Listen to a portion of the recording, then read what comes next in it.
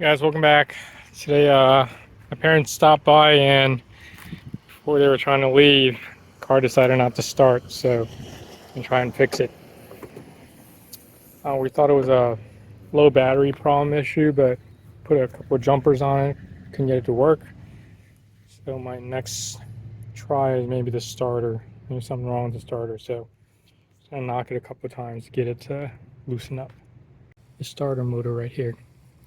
I want to remove it so we could see if this is the problem, because when you turn the ignition, there's a click, but it's not turning the starter motor.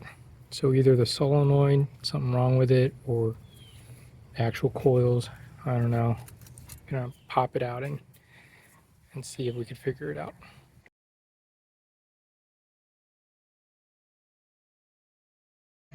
All right, guys, we're back. Today we started replacing the starter motor yesterday, and I couldn't get it out, so I brought it to my buddy Ronnie, the real expert, and he's going to go over some of the things that he had to remove to get this done.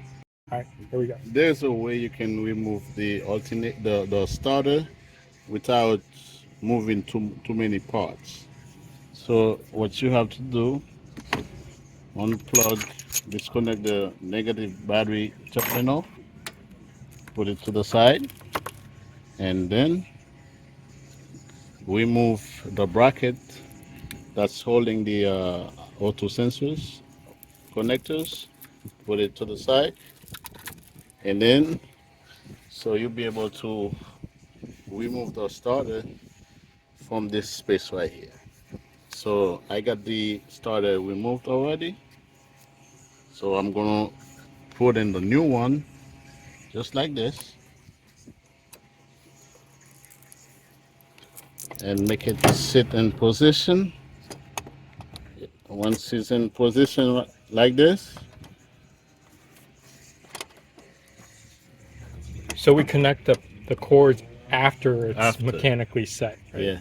Okay. So once you put it in there, you gotta set the little shim in front of the starter.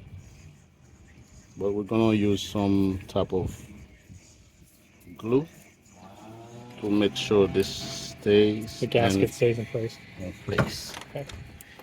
All right. So once you do that,